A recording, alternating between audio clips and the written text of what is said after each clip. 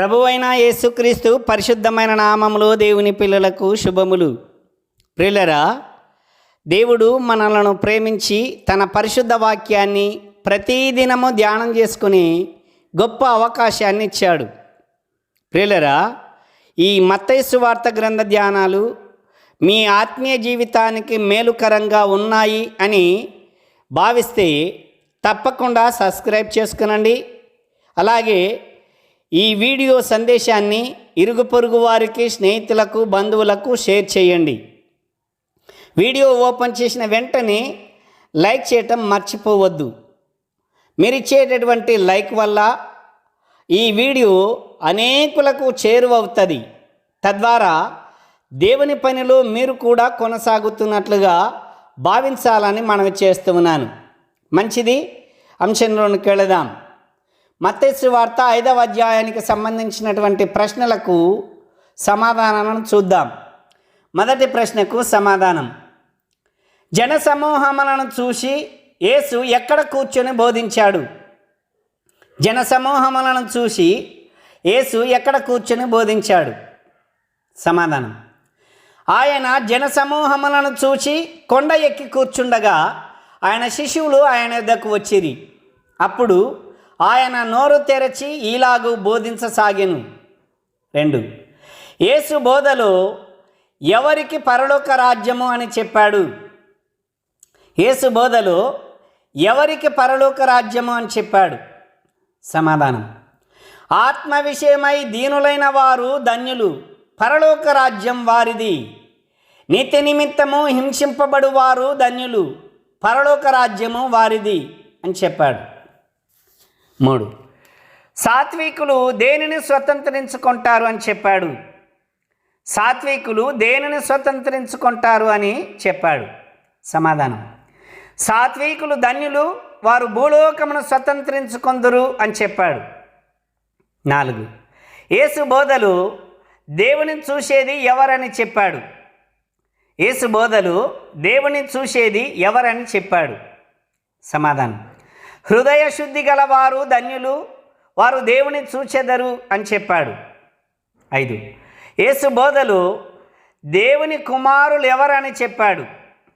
యేసు బోధలు దేవుని కుమారులు ఎవరని చెప్పాడు? సమాధానం: సమాధానపరచు వారు ధన్యులు, వారు దేవుని కుమారులు అనబడుదురు అని చెప్పాడు. 6. పరలోక ఫలము అధికమవ్వాలి అనంటే అనుభవించవలసినవి ఏవి? పరలోక ఫలము అధికమవ్వాలి అనంటే అనుభవించవలసినవి ఏవి? సమాధానం: యేసుక్రీస్తు నిమిత్తము జనులు మిమ్మను నిందించి హింసించి మీ మీద అబద్ధముగా చెడ్డ మాటలెల్లా పలుకున్నప్పుడు మీరు ధన్యులు, సంతోషించి ఆనందించుడి, పరలోకమందు మీ ఫలము అధికమగును అని చెప్పాడు. 7. ఉప్పును పోలినటువంటి మనలను గూర్చి యేసు చెప్పినదేమిటి? ఉప్పును పోలిన మనలను గూర్చి యేసు చెప్పినదేమిటి? సమాధానం: మీరు లోకమునకు ఉప్పై ఉన్నారు. ఉప్పు నిస్సారమైతే అది దేని వలన సారము పొందును? అది బయట పారవేయబడి మనుషుల చేత త్రొక్కబడుటకి గాని మరి దేనికి పనికిరాదు అని చెప్పాడు. 8. వెలుగై ఉన్న వారిని గూర్చి యేసు చెప్పినదేమిటి? వెలుగై ఉన్న వారిని గూర్చి యేసు చెప్పినదేమిటి? సమాధానం: మీరు లోకమునకు వెలుగై ఉన్నారు. కొండ మీద ఉండు పట్టణము మరుగై ఉండనేరదు.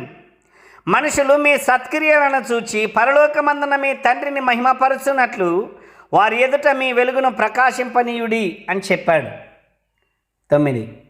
యేసు ధర్మశాస్త్రమును గూర్చి ప్రవక్తల ప్రవచనములను గూర్చి ఏమని చెప్పాడు? యేసు ధర్మశాస్త్రమును గూర్చి ప్రవక్తల ప్రవచనములను గూర్చి ఏమని చెప్పాడు? సమాధానం: ధర్మశాస్త్రమునైనను ప్రవక్తల ప్రవచనములనైనను కొట్టివేయవచ్చితినని తలంచవద్దు. నెరవేర్చుటకే గాని కొట్టివేయుటకు రాలేదు. ఆకాశమును భూమియు గతించిపోవునేమో గాని ధర్మశాస్త్రమంతయు నెరవేరు వరకు దాని నుండి ఒక పొల్లైనను సున్నైనను తప్పిపోదని మీతో నిశ్చయముగా చెప్పుచున్నాను అనెను. 10. శాస్త్రుల నీతిని పరిసయ్యుల నీతిని గూర్చి యేసు ఏమని చెప్పాడు? శాస్త్రుల నీతిని పరిసయ్యుల నీతిని గూర్చి యేసు ఏమని చెప్పాడు? సమాధానం: శాస్త్రుల నీతి కంటేను పరిసయ్యుల నీతి కంటేను మీ నీతి అధికము కాని ఎడల మీరు పరలోక రాజ్యంలో ప్రవేశింపనేరని మీతో నిశ్చయముగా చెప్పుచున్నాను అని చెప్పాడు. 11. నరహత్య చేయవద్దు అను ఆజ్ఞను గూర్చి యేసు ఏమని చెప్పాడు? నరహత్య చేయవద్దు అను ఆజ్ఞను గూర్చి యేసు ఏమని చెప్పాడు? సమాధానం: నరహత్య చేయవద్దని, నరహత్య చేయువాడు విమర్శకు లోనగునని పూర్వీకులతో చెప్పబడిన మాట మీరు విన్నారు కదా. నేను మీతో చెప్పినదేమనగా, తన సహోదరుని మీద కోపపడు ప్రతివాడు విమర్శకు లోనగును.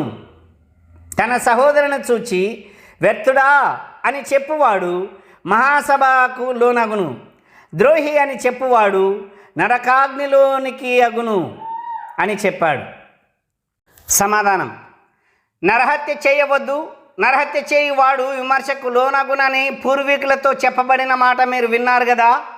నేను మీతో చెప్పినదేమనగా, తన సహోదరుని మీద కోపపడు ప్రతివాడు విమర్శకు లోనగును. తన సహోదరుని చూచి వ్యర్థుడా అని చెప్పువాడు మహాసభకు లోనగును.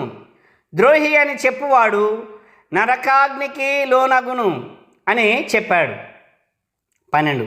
వ్యభిచారము చేయవద్దు అను ఆజ్ఞను గూర్చి యేసు ఏమని చెప్పాడు? వ్యభిచారము చేయవద్దు అను ఆజ్ఞను గూర్చి యేసు ఏమని చెప్పాడు? సమాధానం: వ్యభిచరించవద్దు అని చెప్పబడిన మాట మీరు విన్నారు కదా. నేను మీతో చెప్పినదేమనగా, ఒక స్త్రీని మోహపు చూపుతో చూచు ప్రతివాడు అప్పుడే తన హృదయములో ఆమెతో వ్యభిచారము చేసిన వాడగును అని చెప్పాడు. 13. ప్రమాణములను గూర్చి యేసు ఏమని చెప్పాడు? ప్రమాణములను గూర్చి యేసు ఏమని చెప్పాడు? సమాధానం: నేను మీతో చెప్పినదేమనగా, ఎంత మాత్రమును ఒట్టు పెట్టుకొనవద్దు. ఆకాశము తోడు అనవద్దు, అది దేవుని సింహాసనం. భూమి తోడు అని అనవద్దు, అది ఆయన పాదపీఠము. యెరూషలేము తోడు అనవద్దు, అది మహారాజు పట్టణము. నీ తలతోడు అని ఒట్టు పెట్టుకొనవద్దు. నీవు ఒక వెంట్రుకనైనను తెలుపుగా కానీ నలుపుగా కానీ చేయలేవు. నీ మాట అవునంటే అవును, కాదంటే కాదు అని ఉండవలేను. 14. కంటికి కన్ను పంటికి పళ్ళు అను మాటను గూర్చి యేసు ఏమని చెప్పాడు? కంటికి కన్ను పంటికి పళ్ళు అను మాటను గూర్చి యేసు ఏమని చెప్పాడు? సమాధానం: కంటికి కన్ను పంటికి పళ్ళు అని చెప్పబడిన మాట మీరు విన్నారు కదా.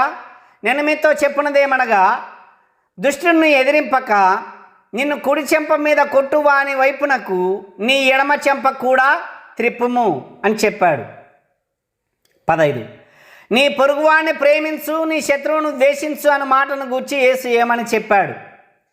నీ పొరుగువాణ్ణి ప్రేమించు, నీ శత్రువును ద్వేషించు అన్న మాటను గూర్చి యేసు ఏమని చెప్పాడు?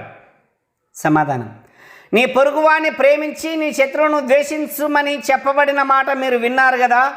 నేను మీతో చెప్పినదేమనగా, మీరు పరలోకమందున్న మీ తండ్రికి కుమారులై ఉండునట్లు మీ శత్రువులను ప్రేమించుడి, మిమ్మల్ని హింసించు వారి కొరకు ప్రార్థన చేయుడి.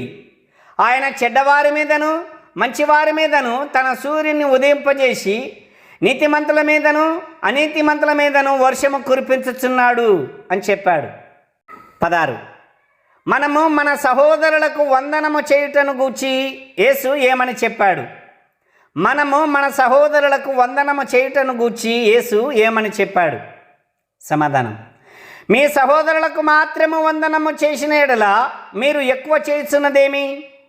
అన్ని జనులను అలాగూ చేస్తున్నారు కదా. మీ పరలోకపు తండ్రి పరిపూర్ణుడు గనక మీరును పరిపూర్ణులుగా ఉండెదరు అని చెప్పాడు. 17. ఈ అధ్యాయంలో ఎన్ని వచనాలున్నాయి? ఈ అధ్యాయంలో ఎన్ని వచనాలున్నాయి? సమాధానం: 48 వచనాలున్నాయి. దేవునికి స్తోత్రాలు. ప్రియులరా, మీరు కూడా ఈ 5వ అధ్యాయాన్ని ధ్యానం చేయండి. ఏవైనా సందేహాలు వస్తే సమాధానాన్ని వెతుకుతూ వాక్యమందు బలపడగలరని ప్రేమతో మనవి చేస్తూ ఉన్నాను. దేవుడు మిమ్మల్ని దీవించును గాక. ఆమేన్.